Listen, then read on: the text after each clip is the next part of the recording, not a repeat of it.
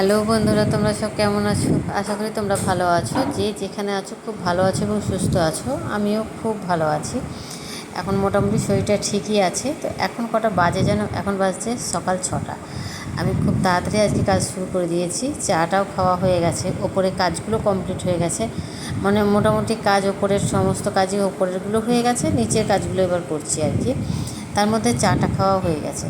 এত সকাল সকাল কাজগুলো কী করে হচ্ছে তোমরা জানো? কারণ আজকে কী বলো তো, এই প্রচণ্ড গরমের জন্য স্কুলটা সরকার সকালে করে দিয়েছে আর কি, মর্নিং করে দিয়েছে। ফলে সকাল সকাল উঠতে হচ্ছে। ও উঠে উঠে তৈরি হয়ে চলে যায়, আমিও তারপরে উঠে পড়ি, উঠে কাজগুলো কমপ্লিট করে নিই। একদিকে ভালো হয়েছে, প্রচণ্ড গরম, কাজগুলো সকাল সকাল হয়ে যাচ্ছে। নইলে অন্য সময় আমি সকালে আগে উঠে আগে রান্নাঘরে যাই, তারপরে গিয়ে তখন এইসব কাজগুলো করি। কিন্তু আজকে আমি সকালে মর্নিংটা হওয়ার ফলে সকাল সকাল উঠে পড়ছি। উঠে এইসব কাজগুলো কমপ্লিট করে মোটামুটি 7টার মধ্যে আমার সমস্ত কাজ কমপ্লিট হয়ে যাচ্ছে। তারপরে তখন আমি রান্না সারছি। রান্নাটাও মোটামুটি 9টা সাড়ে 9টার মধ্যে কমপ্লিট হয়ে গেছে, সব কিছুই কমপ্লিট। তারপরে শুয়ে থাকো, বসে থাকো, ঘুমাও, কোনো ব্যাপার নাই। আর এমন হচ্ছে, প্রচণ্ড গরমের জন্য ঘাম হচ্ছে শরীরে, ঘাম হওয়ার ফলে প্রচণ্ড ক্লান্ত লাগছে, এত ক্লান্ত লাগছে কিছু ভালো লাগছে না। তখন কি হচ্ছে, ঘুম আসছে, শুধু শুয়ে পড়লেই মনে হচ্ছে ঘুমায়, ঘুমটা ঠিক হচ্ছে না। কিন্তু কী বলো তো, ক্লান্তের জন্য হয়তো শুয়ে পড়তে ইচ্ছে হচ্ছে, চোখটা লেগে আসছে, এরকম হচ্ছে। দুপুরের দিকে ঘুম হয় না, কিন্তু আমার এই 11টার দিকে কাজকর্ম সেরে স্নান টান করলে না, তখন ফ্যানের তলায় বসলে ঘুম চলে আসছে। হয়তো ক্লান্তির জন্যই হচ্ছে।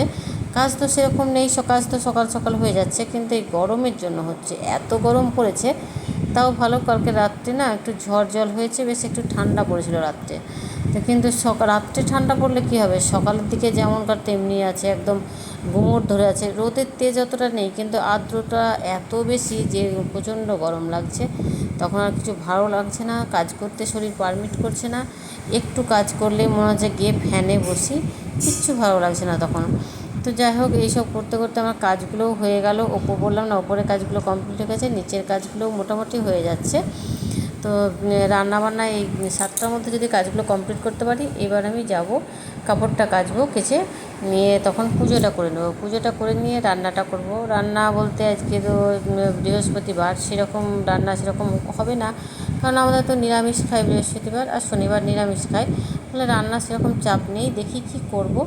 ফ্রিজে সবজি ভরা আছে, ওগুলো কেটে কুটে কিছু কিছু তো করতে হবে। তবে ও বাড়িতে থাকলে একটা সুবিধা হয় যে তরকারিটা হয়তো কেটে দিল, কি অন্য কোনো কাজ করে দিল, এগুলো করে দেয়। জলের বোতলে জল ভরা মাঝে মধ্যে, এগুলো করে দেয়। কিন্তু এখন এই সকাল থেকে 11টা অবধি ধরো থাকছে না, ফলে কাজের টাইমটাই থাকে না। ফলে সমস্ত কাজ আমার একা হাতে করতে হচ্ছে, এবং একার উপরেই পড়ে গেছে, কষ্টটা একটু বেশি হচ্ছে। আর এদিকে সকাল সকাল করছি বলে অতটা বুঝতে পারছি না, কিন্তু এইটাই যদি আবার একটু 9টার পরে করতাম, তাহলে কিন্তু বিশাল প্রবলেম হয়ে যেত। তখন কাজটা করা যেত না। তো যাই হোক, আমি জলের বোতলে জল ভরে নিলাম, ভরে নিয়ে টেবিলটাকে সুন্দর করে সাজিয়ে নিয়েছি। কারণ সকালবেলা উঠে যদি টেবিলটাকে সাজিয়ে নেওয়া যায় না, ভালো করে ঝেড়ে ঝুড়ে, বেশ মনটা ভালো থাকে, ভালো লাগে। আর এটা তো খাওয়ার জায়গা, তাই না? এটাকে তো পরিষ্কার রাখতে হবে।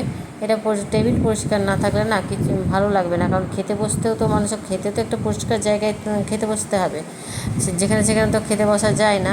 তো এইদিকে বেসিনটাও ময়লা হয়েছে। তো আমি ভাবলাম একটানা বেসিনটা পরিষ্কার করে নিই কাজ করতে করতে, কেননা ওই দিকের কাজগুলো হয়ে গেল তোমরা দেখলে। এদিকে বেসিনটা যদি পরিষ্কার করে এগুলো মোছামুছি করে নিই, তো এগুলোও হয়ে যাবে। ওই যে বললাম, সকাল সকাল কাজগুলো হচ্ছে বলে ভালো লাগছে। এখনও অতটা গরম পড়েনি, কিন্তু আমি ঘামছি, প্রচণ্ড ঘামছি, মানে কাজ করছি তো ওই জন্য হয়তো ঘামটা হচ্ছে এতটা। বসে থাকলে, আবার ফ্যানের তলায় বসে থাকলে অতটা ঘাম থাকে না, কারণ দুপুরের দিকে এই 10টা 11টা থেকে বসে থাকি, তখন অতটা ঘাম টামগুলো হয় না।